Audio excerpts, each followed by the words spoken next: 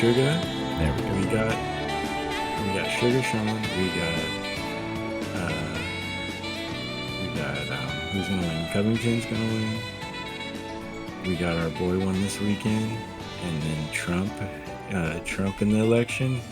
Damn, That light heavyweight belt is vacant Yeah. still.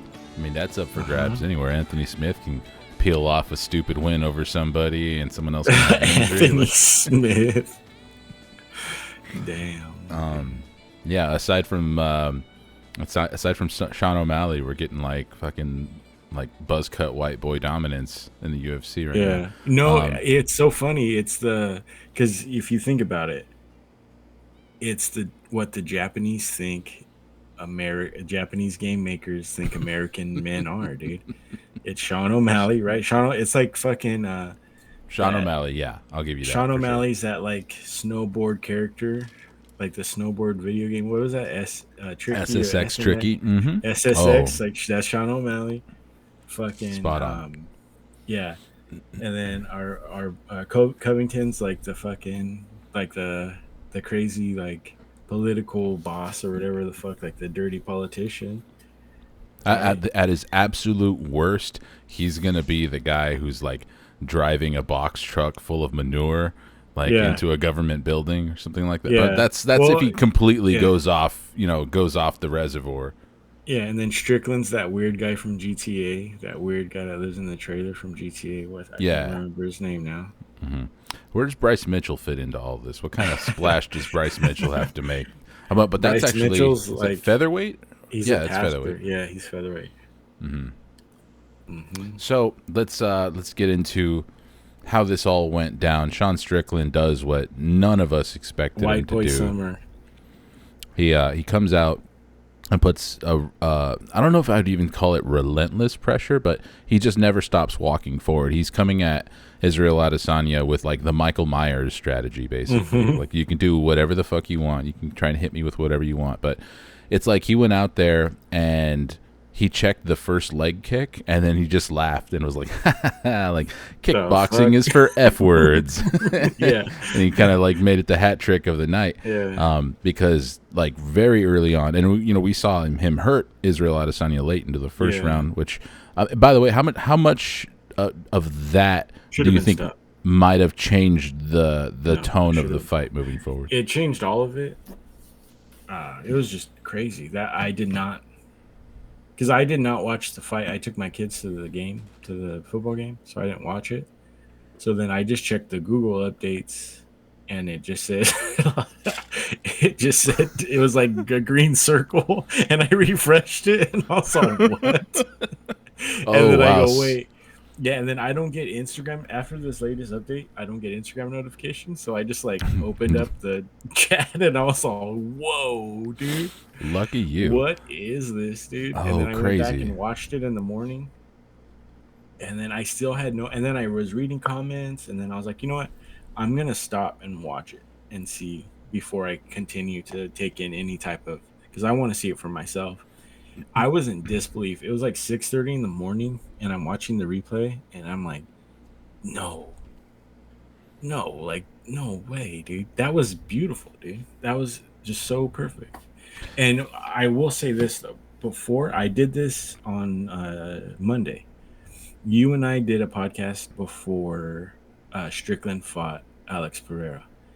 Yeah. And our assumption of Strickland's skills before that fight, if you go back and you cut that out and you just change Adesanya and you put that now, what he did with Strickland just made it just made him goofy to me. After seeing that, he did great though. He owned it and he learned from it, obviously. Yeah. But like our assumption of his skills and what he can do in the octagon going up against Pereira, if you could match that up to what he did this last Saturday, almost like perfectly. And I'm sure you will. You don't have to, but I would challenge anybody here. Go back, like it, give us an extra view, and like it, please. But like for you, Wesley, like, pull that up. Yeah, go back to the archives, Wesley. Yeah. If you go back, and it's almost perfectly what he did perfectly synced to what he did this last Saturday, and it really tripped me out because I was like, this is who I thought he was leading into the Pereira fight. After the Pereira fight, the narrative gets changed because that's just a crazy way to get knocked the fuck out. And Right. and you can tell he really floored it with the crazy like talk, and he got himself a title shot. So good for him. I But wish I knew enough of the X and O's of striking or yeah, kickboxing or whatever to really tell like where he zigged instead of zagged in this fight, it was where just straight punches versus against looping.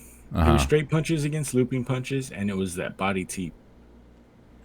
he did, That's all it really was.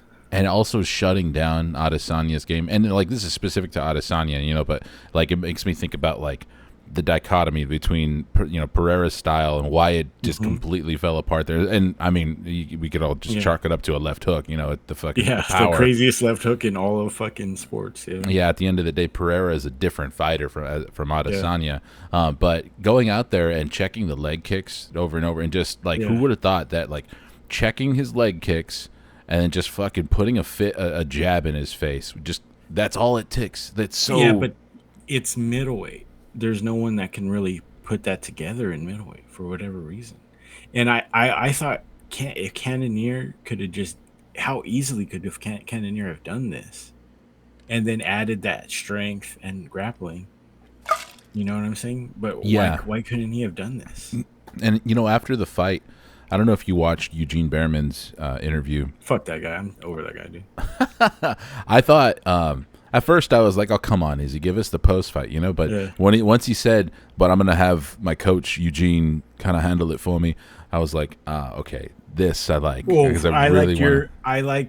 yeah, from what you said it, like how you said, like this is interesting. We don't get this a lot of the time, but I think for Eugene Behrman, the hypocritical nature that he's taken with the whole, uh, oh, Kai Car France isn't going to fight because he's injured.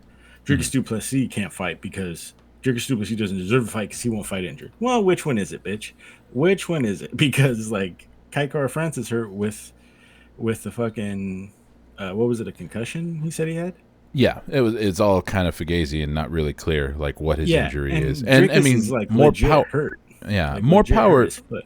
more power to him though, because if I'm a fighter and I legit do have an injury, if I can get away with being as vague about it as possible, Yeah, I don't want people to know what my injury is. So I mean, but it is annoying, and I totally get what you're saying. And I'm not saying everything that Eugene Behrman said in this post presser was good oh, or I actual didn't listen to it. factual. I left it to you Uh-huh. because you're way better at interpreting shit like that. Well, I just uh what the yeah. key detail that I thought was really interesting was he talked about Strickland's pressure and about his Hmm. counter offense, and he kind of said like, yeah, you take your typical fighter who's not like necessarily like a counter fighter specifically, and when you attack, about 30% of the time they're going to try and counter with something and attack back. Like this is how fighting kind of boils down usually. And then you got your counter striker, and they're going to attack back about 50 to 60% of the time. But Sean Strickland was out there like countering and just ready to bite down on his mouthpiece Yeah, and fire back anytime Izzy came at him, like almost 100% of the time. Like there's no yeah, time where it, like, I mean, sometimes he'll check a kick, you know what I mean, if it's just not there for him, and he wasn't yeah. overexerting himself, but it was just always enough pressure to just put him on the back foot. And he's always coming back with Hmm. something, not like a world like ending shot or anything, but just poking him with the jab, like Body you teep. mentioned that front kick, Yeah. that body teep. Like, yeah, it was just so mesmerizing. When did you realize like Izzy's gonna lose this? Like when The end of the second round. This really? is Because over. Izzy Yeah, won this the is over. second round. Yeah, but okay, but did he Uh-huh. really though? Did he win it like Sean Strickland won the first round? I think he definitively won the second round. It wasn't Right, enough for right. me to be But it like, wasn't we're back on pace. because Israel's gonna win this. if a fucking champ gets knocked the fuck out and or gets knocked the fuck, he should have lost. Yeah, they that was so many unfucking like he was just all over the place. That was arguably a worse knock, like a first knockdown, and fucking Strickland just unfucking checked strikes to the dome than Pereira gave him. Pereira just gave him that one crazy ass fucking He put it shot. on him. He put it on Yeah. him for sure. And there So was yeah. there was like so little coming back from Adesanya in that first round that I'll say that he might have even edged out a 10-8 round maybe with the amount of damage, because it was a near finish for sure. Yeah, but I was fine. I thought it was good reffing though. I don't think it should have been stopped. Sure. Well, if that was Adesanya doing that to Strickland, that fight's done. By the third unchecked head strike, that shit's over. Because They're how in much the middle, it's over. It's over. I could see that. I could see a ref overreacting. You know, if you turn the tables. I do think though, like, because I think it was that whole flurry represented about the last 40 seconds of that round. Would you say last 50 to 40 seconds is a long fucking time, dude. It's a long time, but I think it's like almost the perfect amount of time. Like if a ref notices how close you are to the end of a round and decides like, okay, you got 30 seconds to show me something. I feel like within those 30 seconds, Adesanya pretty much put himself in a position or put himself back into not like he was going to generate any kind of offense and turn it around for that round. But like as far as I'm not dead, ref. Like, you know, I do think it absolutely changed him though. I do think I do like wonder what this fight could have looked like if that didn't happen. And again, but it probably would have happened in the second round anyways. And I watched this knowing the outcome. So I was like, and I was just like, wow, so that's what happened to you in the first round. Maybe he did win the second round. Okay, great. But that's what you came back with. You know what I mean? That's really what you fucking had. Like, you should have 10-8 it. Any fucking champ who's going to sit here and say, like, I'm a dominant fucking middleweight champ. I'm the most dominant middleweight champ of all time. I'm the greatest striker that's ever in the UFC right now. You get that last minute of the first and you come out in the second, and hey, you win, but you won your way out in the second round. You didn't fucking do anything to show like, this is my fucking round. And Sean Strickland was like, oh fuck, okay, go back to the corner, let's figure this shit out. It should have been what you want to see, a championship round after that, like in like say in like baseball, right? In baseball, I'm sorry. No, it's just here we go. No, but I'm saying, like, say in an inning, you come out and you fuck the other team fucking hits a fucking bunch of home runs on your starter, and they're up 3-0 on you. You come back and you get 2 runs. You're not quite winning, but you get 2 runs. You're back in the game, right? In that next round or in that next inning, you want your starter to come out 1, 2, 3. We're the fucking better team here. We're gonna hit again. Yeah, you want to build some momentum. This guy, you know, there was a walk. There was they got a double play, a long fly ball, but they got out of the inning and they basically won that inning. No, fuck no.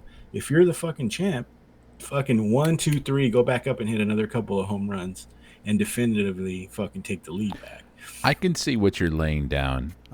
But honestly, for me, I get what you're saying, and you want to see that from a champion, especially one that was as much of a favorite as Adesanya was. Well, not even as much of a favorite. Maybe he wasn't that huge favorite. The way the man carries himself, the way the man speaks to people, the way that the man fucking commands how good he is, and whatever it is, that weird shit that he's on, you have to. You know what I'm saying? If you're that's a good round for a champ like Mighty Mouse. Or that's a good round for a champ like fucking his buddy Volkanovski. But so you're saying he runs his mouth. He runs his mouth too much to be fighting. By it, you die by it. I'll say this: if rounds 3, 4, and 5 all look like round 2, Israel Adesanya wins by decision. At the end of the day, because I still force myself. Okay, like fights are scored by rounds. You know. Yeah, let me just finish that too. If my aunt had a dick, she'd be my uncle, but she doesn't. So it is what it is. The guy fucking choked. He fucking choked 100%. It's fucking clown. It was so good. This, and again, I say this every week, dude. I'm so glad that this shit is documented. This isn't just me turning around and saying this out of nowhere, like, whoa, Brandon's just flipping the script. Go back. I say this every single week about this guy, and it fucking happened. It finally fucking happened.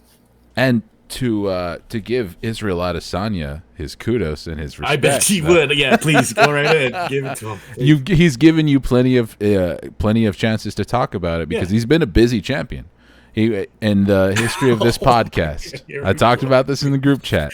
This man This man is the busiest champion that we've covered. We've been talking about him since before the Cannonier fight, right? He's fought 5 times while we've been doing this podcast. How long have we been doing this podcast? What, 2 years? A year and a half? That's pretty fucking busy. Okay. So yes, I get it. And by the way, you mentioned how Strickland adjusted and he went back to his corner. Terrific cornering by Eric Nixon. By the way, dude, did you see his interview on? I almost teared up, dude. It was on Sirius XM. And forgive me, I don't know who the host was, but he's like, dude, I know this guy says some wild shit.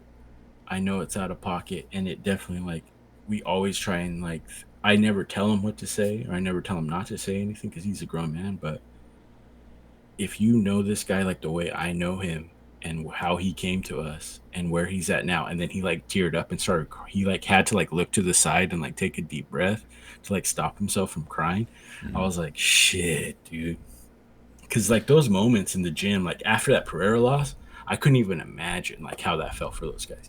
After fucking pretty much beating Jared Cannonier and then taking the L like that, I can guarantee you that shit. Those are just some rough moments when it's like, is this like a fucking motorcycle accident that cost you 2 years of your career? I didn't even know anything about that until they started to till the lead up to this fight. I had no idea he had like a bad. I had heard it on the Rogan or at least like a little bit of it on his Rogan podcast where he talked about it. But I knew he had took time off for injury. I didn't know that's the specific reason because he fucking like what did he like hit a fucking van or some shit? I don't know all the details. It's like Gary Busey. I didn't know that he had a Frank Mir-esque incident. Because Frank Mir had a bad motorcycle accident too, right?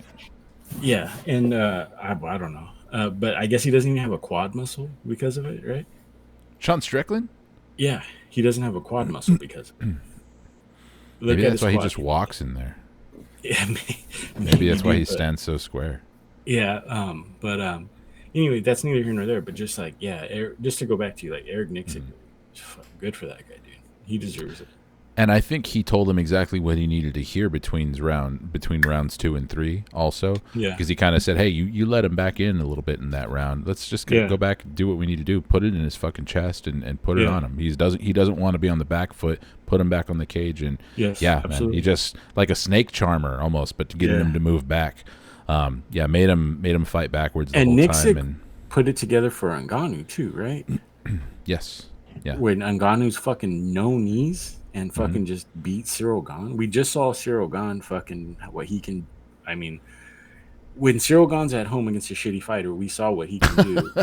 But do you know what I'm saying? He put it all together for a Ngannou with no legs. So the guy's man. He really needs to be put up there with. I mean, if he wasn't already, I mean, even before this, he should really be put up there with. I do. I absolutely think he'd make a case for being like a top 3 coaches in MMA right now.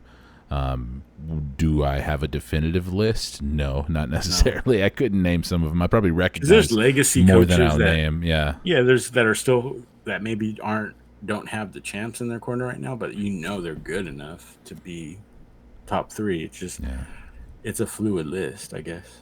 And you get some coaches too that probably work over at like a place like American Top Team, and it's a numbers game for them too. They're like, you don't think I'm top 5 MMA coaches? Like I've fucking coached 25 fighters to wins like this past 3 months or something like. Yeah, right. Yeah, they stay busy. So Sean Strickland, I for some of the reasons that I was paying Israel some respect as far as being a busy champion, I think we could probably expect the same from Sean Strickland. Like I'm not a fan of like Sean Strickland the personality or anything like that, but I'm much less bothered by this win than how I was with like Sean O'Malley. Because as soon as Sean O'Malley won, I'm like, fuck it, there goes bantamweight. And I already have no. Who cares about middleweight? Middleweight is super interesting now. It's like insanely interesting now. Yeah, like because I guess since I had zero expectations because it's middleweight, like how he had that video of him putting a piece of duct tape to fix his belt because he broke it already. Hey, put duct tape on the entire middleweight division, Right. But Sean Strickland it doesn't seem interested in being the type that is going to like handpick his opponents and just try and get the easiest fights in the division, or start calling out boxers or anything like that. Like I think we can reasonably trust that Sean Strickland is going to be like, just line him up and let's fight. And Dude, he did because it with that's who he is. with your favorite fighter. He just fucking on, what was it, like a week? He just fucking went and fucking beat the brakes off Nasruddin Imavov. Yeah, my favorite fighter. You know it is, dude. Stop it. Just like saying Nasruddin. Nasruddin. Yeah, what do you think? What do you think about Dana White's comments? I don't want to assume you watched He's on his some weird post-fight shit. presser, but he And then wants today, a rematch. yeah, and then well, he said he did, but then today he's like, I never said that. He's trying to walk it back. Yeah, I never said that, and it's like, bitch, they have like how many cameras in your fucking face? I'm glad that the MMA fandom just across the board is just so against that, because it really is like, no, like we have to draw the line somewhere. This is just really lazy matchmaking to automatically say rematch. A lot of respect too. There was one guy, they said, was he from the Mac Life or some shit, and he was basically walking Dana White into the Izzy deserves it. It was like Adesanya. He was basically what you were saying a couple seconds ago. We're like, he's the busiest champion of all time. He's a this and this and this. He was like, right, Dana, right? Like, when someone gives the question and the answer in the same question, and then Dana just goes, yeah, absolutely. Yeah. He did that for like 5 minutes, and it was like, I did watch parts of it, and so it was out of context. So I know you like the post fights. So, so stop me if I'm wrong, but it seemed like I didn't watch most of it. It seemed like the first 3 to 5 minutes, it was like, oh, what was up with Adesanya? Where it's like, hey, Sean Strickland just fucking walked down everybody's fucking best fighter on the planet. Sean Strickland just walked the guy down. Yeah, and I mean, legitimately, like one of the last, like kind of like dominant, long reigning champions. It's him and Volkanovski at this point. Like, yeah, there's been something like 12 like title changes within the last year or something like that, or something crazy, or like even less than a year. And a lot of that is also like, Yuri Prohashka having to vacate, Jamal Hill, and so it's not always and new necessarily, but that's a lot of turnover. Like we could end up seeing a situation where that's why Israel Adesanya is so amazing. It's just real special. It's just a special athlete, special guy. No, I'm not a big Adesanya fan, but all that shows is that, like, I legitimately don't. I could have missed every single Adesanya fight. Like, honestly, I'm not, as far as like his in ring work. I don't hate his personality, but as far as like as a fighter, if he could just shut up, I would not care. It's just so shitty, dude. Like, but after the match, he's like, "Don't talk about my family. Don't bring my family into this." Talking about his dog. Okay, dude. The last talking about his dog. Yeah, no, he did. No, he's like, "Don't bring my family into this," and he like pointed at like his dog thing, or his, like, what, does he have a tattoo of his dog or some shit? He's like, "Don't talk. I wouldn't disrespect your family." They caught it on mic when like Strickland was like just with his coaches, and Nixick was looking at him like, "Okay, dude, get away." He's like, this was right after the fight. Yeah. He's like, "No, for real, dude. Don't bring my family into this shit. Don't talk about. Don't get personal. I wouldn't do it to you." And it's like, hey, bro, last fight you pointed at a 12-year-old kid and fucking did the fall down, and so all of a sudden you want Sean Strickland to like not say a word? That's fucking rich, dog. And talk about the guy who's just not gonna listen to. Like, why even try? Like, well, no, why even try? But I'm saying, like, why are you that guy? Hey, bro, didn't you pump somebody's cheeks after you beat him, and then you want to go to a guy that just beat you soundly and say, "Don't talk about me, don't disrespect me"? Stop it. That's a good point. You want to be that guy, then you're gonna be like, hey, bro, didn't you knock out Whitaker and then freaking fake Uzi gun him down to the ground after you did that? How verified is it? How verified is it that he said any of that, though? Because I didn't catch any of it. I was actually watching it. I'll send it to you right now.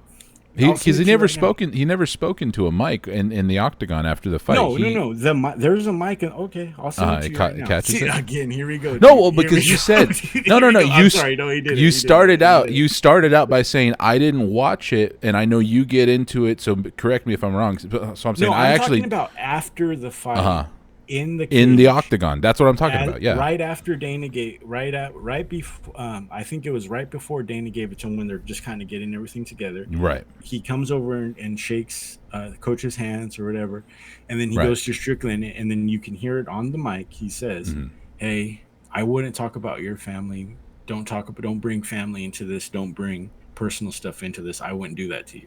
You can Okay. you can clearly hear him say that, and it's like, I'm just saying bitch. on my totally Yeah. paid for and legal stream. Here we go, I didn't dude. Here pick we it go, up. It dude. didn't pick up any of that.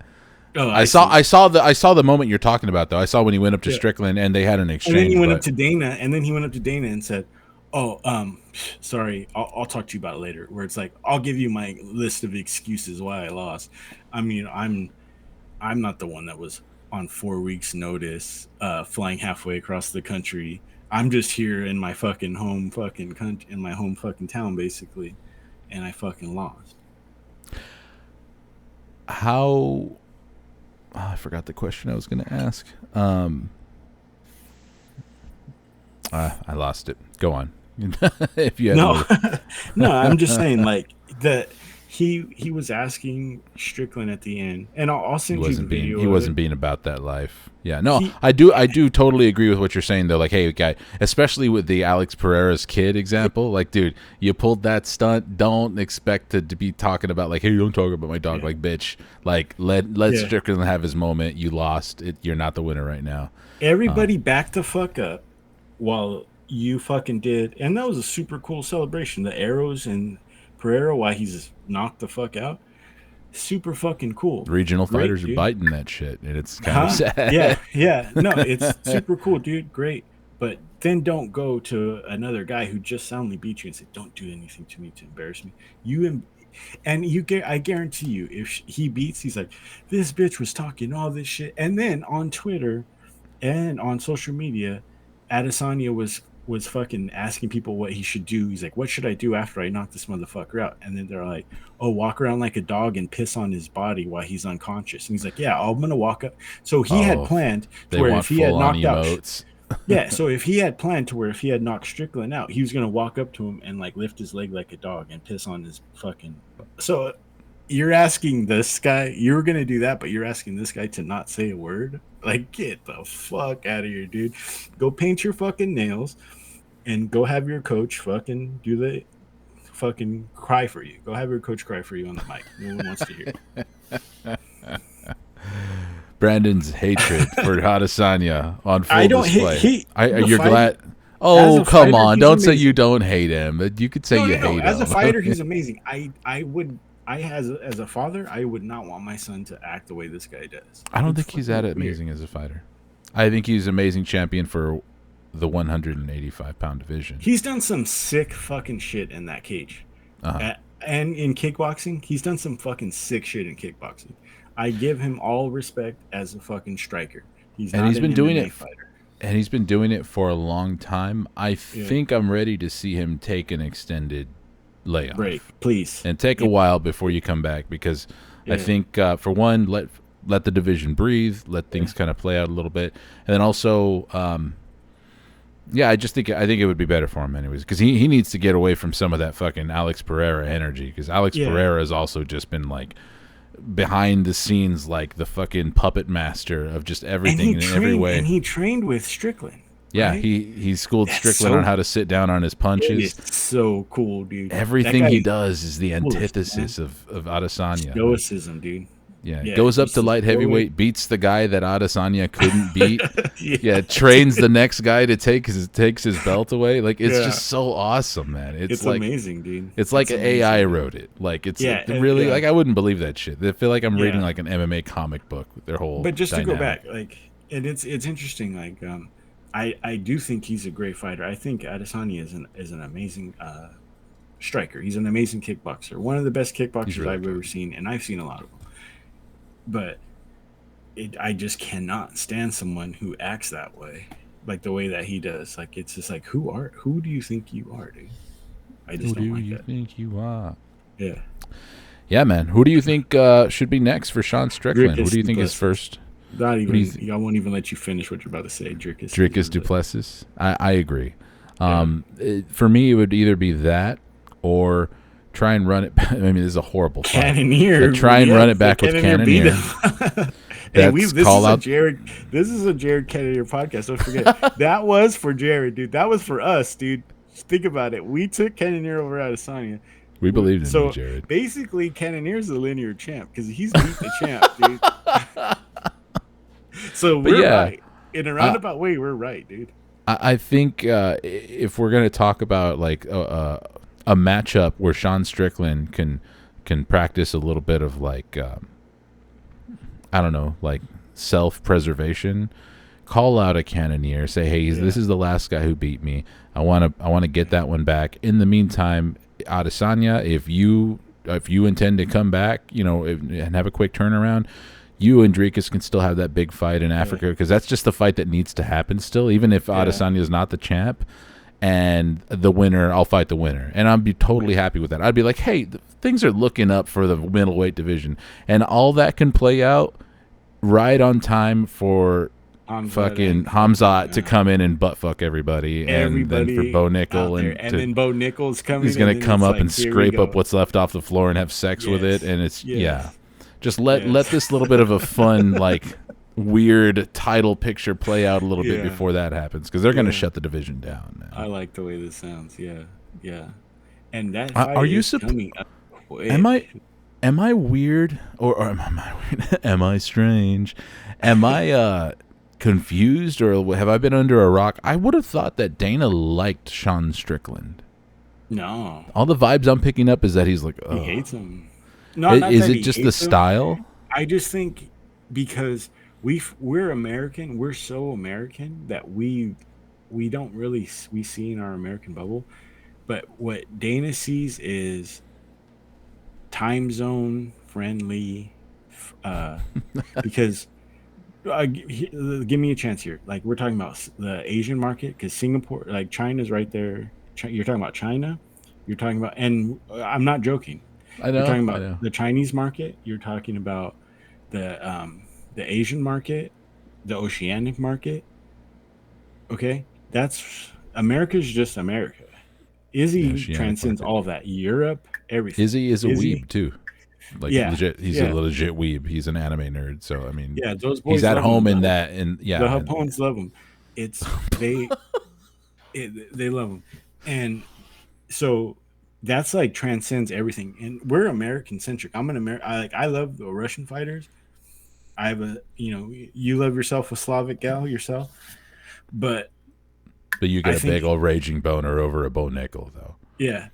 phew, man, that thing stays rubbery. That thing It's is it's rubbery for a bow grippy. It's nickel. grippy for When sure. I hear Bryce Mitchell's fucking accent, dude, that shit is like 10-2, dude. Like because it has a weird little angle, but um, yeah, They let you I sleep on your stomach a lot as a kid, huh? yeah, Like, but that's what I'm saying. Like we're American centric people. I think Dana sees like a global bag with Adesanya, and he mm, just a global bag just fucking got fumbled big time. I could see that makes a lot of sense, especially since Yeah, he's already has some irons in the fire as far as like who are going to be his stars in the states. You just had yeah, Sean O'Malley pick up the belt. Colby Covington might potentially get the belt pretty yeah, soon, so he doesn't probably see as much upside in Sean Strickland, or maybe there's too much overlap in potential fandom there. So exactly. I see. Yeah, that makes a whole lot of sense. Yeah, I was Yeah, kind of he lets surprised. it go. Just like fucking have a poker face, dude. Just have like some type of poker face.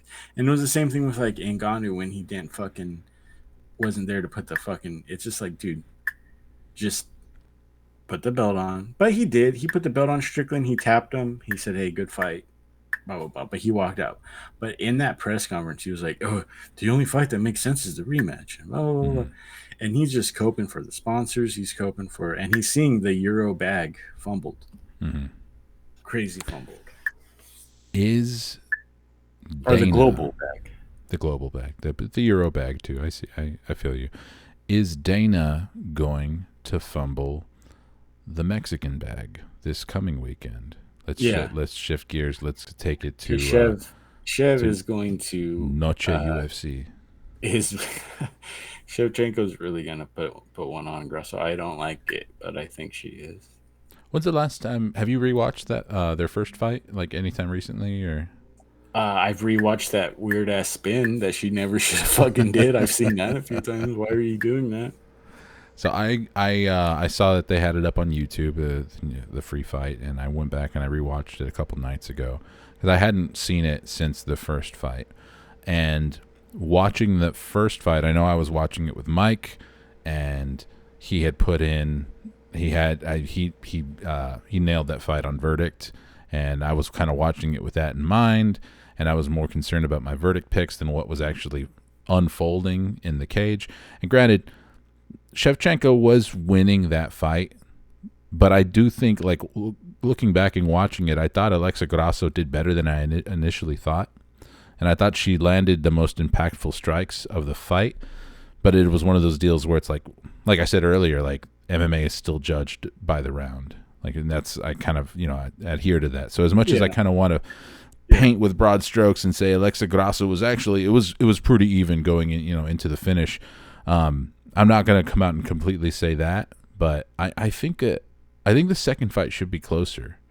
Like, even if it doesn't go Grasso's way, because the way she finished that first fight was so sudden, and it was just such a big shift in momentum. She got the back so fast. She capitalized on that fucking whiffed kick, and it just happened so fast. Like, it's almost compartmentalized from how the rest of the fight was going, So I kind of feel like this one, she could end up losing the rematch, but be more competitive than she actually was in the first fight, if that makes any sense. You know what I'm saying? Like, maybe get 2 definitive rounds and lose another 3 and lose a close decision, Yeah.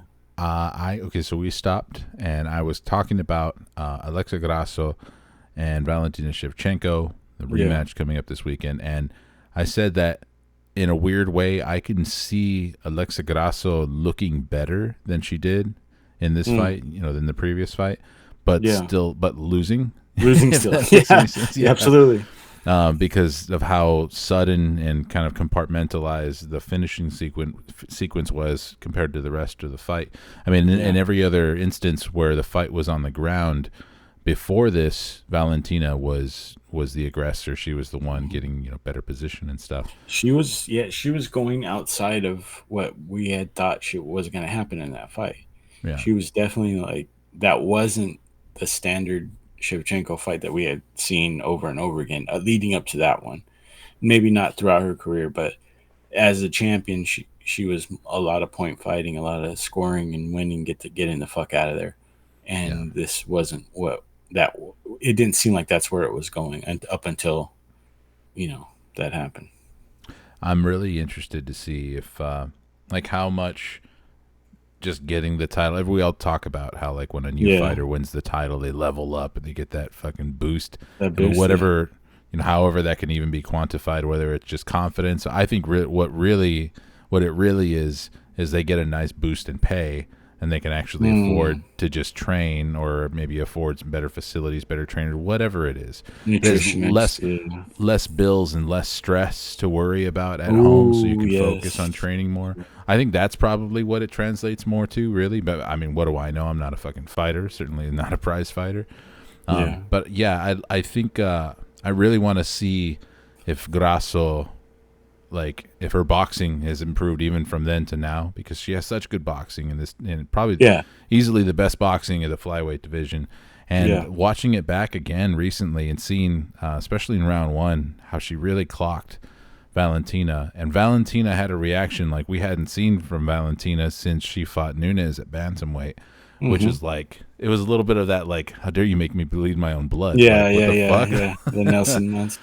Yeah, all that for a drop of blood. And, I was kind of expecting, okay, well, now she's going to turn into Omni-Man or Omni-Woman and just punish her.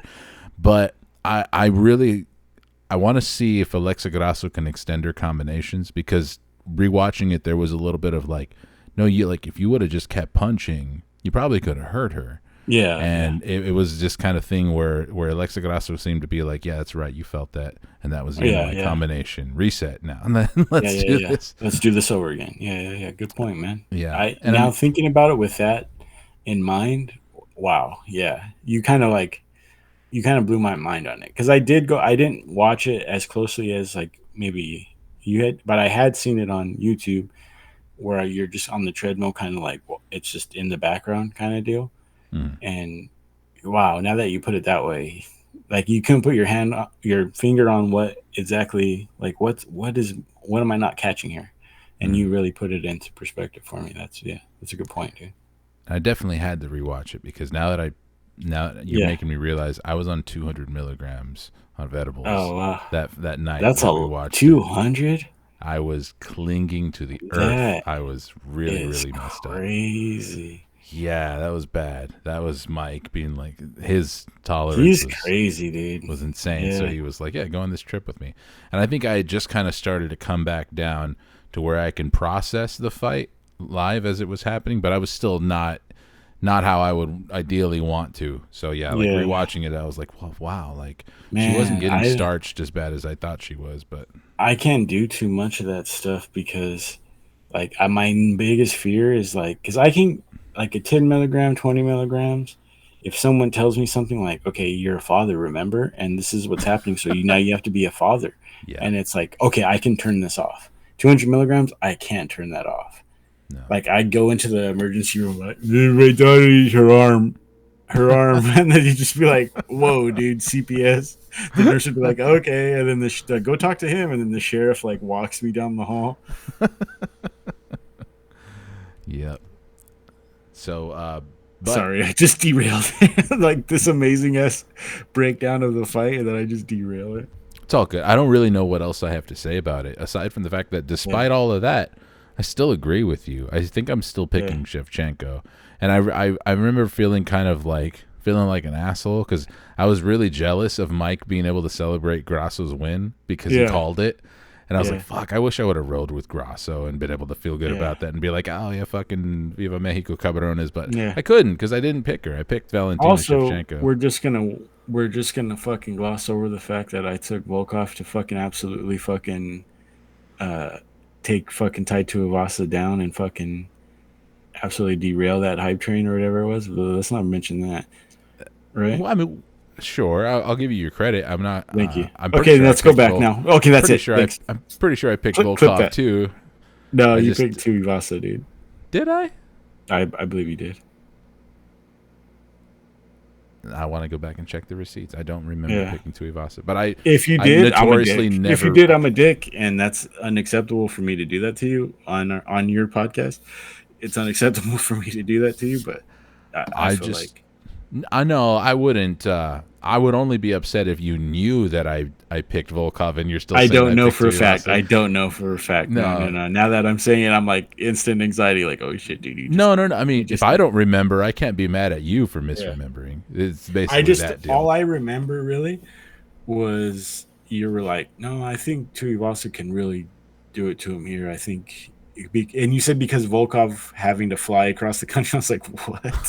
Like, like Oh, he's that's never been right. on a plane. Like That's it's the first right. I time mentioned Volkov said, dude, Volkov's got into a ton of dudes' fucking houses and just fucking that's shit true. in their hallway, dude.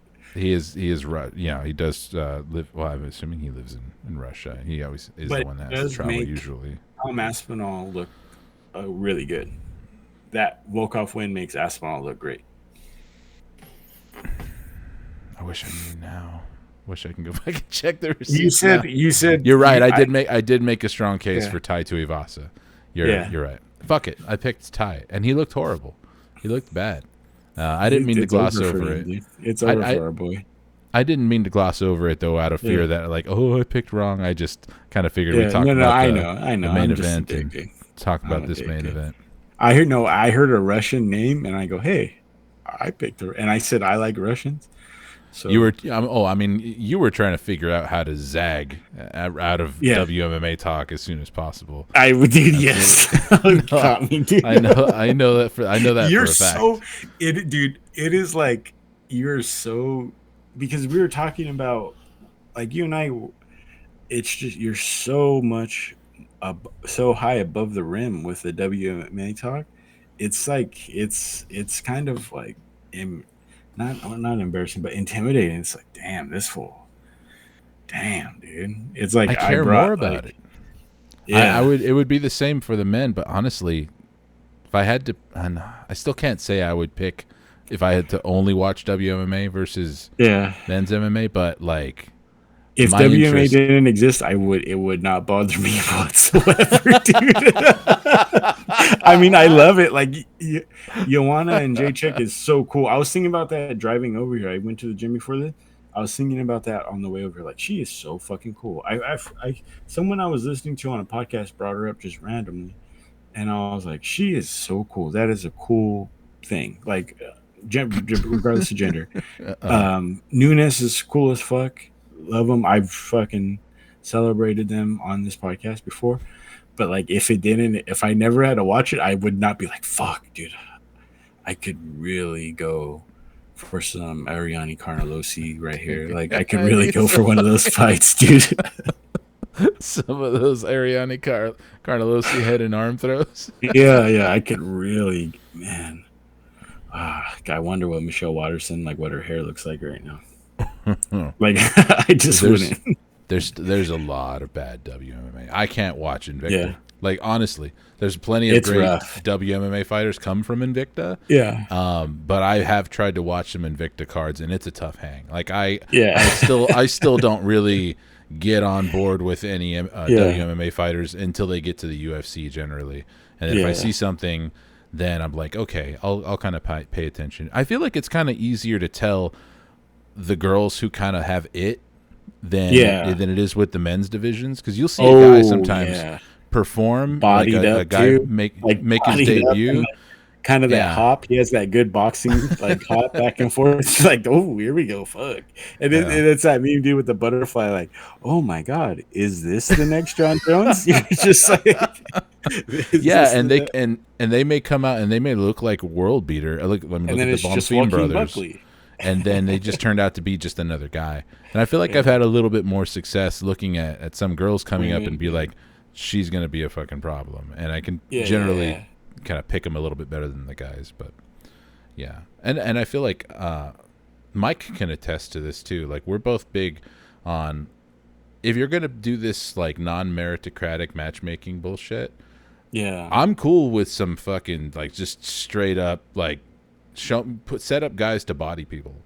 Like if they're Yes. gonna be mismatches, let's see some mismatches. Let's see some Let's do classic like some Bellator Hongman Choi mismatches. shit. Yeah. I want to. I'm all right with it, but let's really steer into it and like let's Yeah. do some You want boxing to like fuck. padding, record Like, padding. Like yeah. Yeah. Don't just pull it out for air. Like, let's put it to use. Yeah. No, I ring hear what time you're is really saying. valuable. There's an Yeah. upside to it that I think a lot of people don't factor in, especially with Yeah. those boxing records. Is that like that's also time that they're out there doing their craft, like getting better at Reflexes, it getting your live. reflexes down. And Yeah. okay, sorry to even do this, but I think Sean Strickland, his sparring is what really put him over the top with Oh this. yeah. And so like that's a fucking Joe Rogan normally doesn't know what the fuck he's talking about nowadays. But when he was saying like, you don't forget how to fight, you really don't need to spar, because he was telling Sean Strickland like, you spar too much on this podcast. Mhm. He's like, you spar way too much, dude. You should really calm down on that. And Strickland's like, I'm not. Like, I'm sorry, but I'm not. Like, this is what I do. This is the only way I'm going to become champ. You're fucking dumb. Shut up. And then he's like, well, Cowboy did it. And then he's like, oh, how'd that work out? Where's Hey, Cowboy right now? hey, comedian. Yeah, yeah. Anyway, there's only like 1,000 of us, like the civilians or whatever he calls like people that aren't comedians, civilians or whatever. Like, it's, I thought you were talking about something Strickland said, but yeah, I know no, what no, you're talking no. about. Yeah. You were fucking Rogan says like people don't have the comedian mind. Like I can't sit there and watch Andrew Schulz and Joe Rogan talk, and I have no idea what they're. I just can't even. I shouldn't even be listening. Mhm. Anyways, you're right.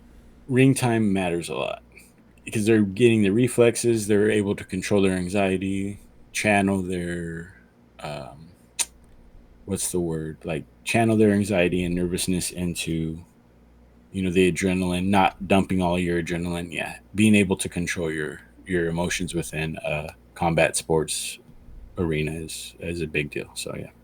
Big shit. This Noche Mexico card has the co-headliner of all fucking co-headliners, co-main, Yeah. Kevin Holland versus Jay. This is sick. I forgot. This is gonna be pretty cool, dude. Hell yeah, This is a dude. banger and a half. I think a lot of the viewership is going to turn the card off after this fight, unfortunately. Yeah, they're gonna have to too. I think Chev's really gonna make this a snooze fest, but yeah, this is gonna be sick. We would love to go like deep into the card and be like, oh fucking look out for this deep cut. Oh, This is going to be a good Rosas. one. But it's really going to be the co-main. That's gonna be the one that gets everybody's butts and seats in the building, because that's one to not miss at all. So stick it out. Roman Kopylov is back against Josh Yeah. Fremd. That's a really good fight. That's man. a good one. Roman Kopylov is do not go for a drink or don't try and go grab something to eat. Yeah, man. Well, we did pretty good breakdowns of both past and upcoming main event. I think that's a pretty good episode, and I'm ready to wrap it up, my man. Thanks again for joining me. It was fun. Thanks. Shout out to Mike, if you're listening. He kind of really put us on to the fact that he actually listened to our last episode and had feedback for us. That was really cool. That was a nice Are you guys doing? Because there's one gal I know you guys would want to talk about. I know for sure. Tracy? Talk to the gente. Hola, mi gente. Hola, mi gente.